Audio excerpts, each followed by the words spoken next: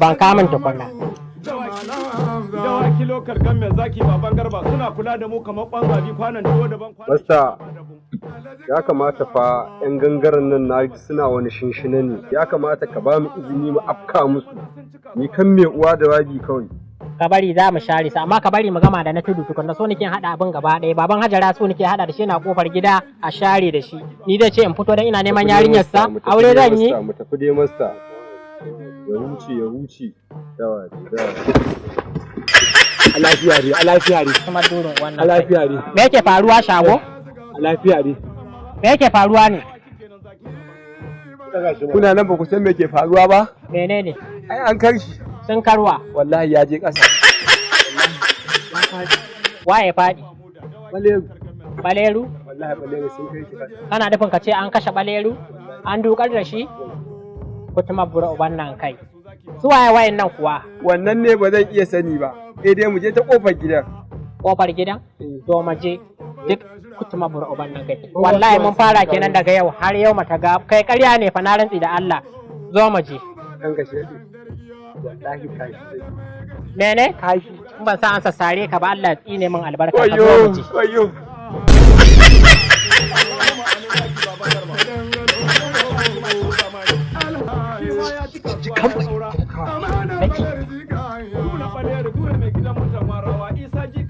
Isa na abande tamburawa ta gaba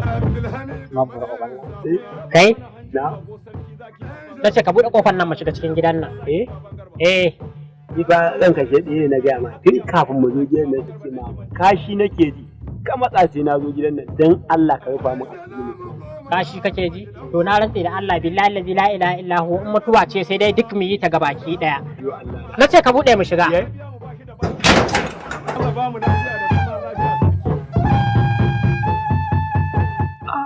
to billahi lazi kowa tashi ta kwace shi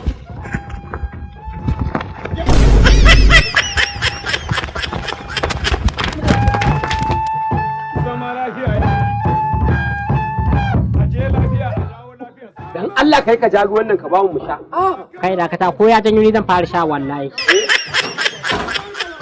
Haɗida wallahi ba ni na faɗa ba shi ne.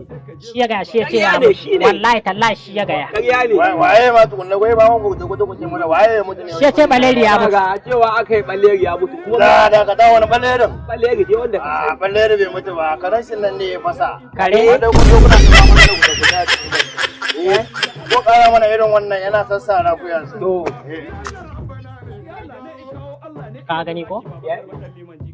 Me yasa kai mana irin wannan? Me yasa kai ka je ka yaya ta jita ni na faɗa amma kai ka to ba sai a bincike ba kafin a je gidan? Kai ya kamata kai bincika ai ba ni ba. To ku tashi mu ware ka san za su iya biyo ta gurin nan. Ga wannan ma fa ni na hakura da shi.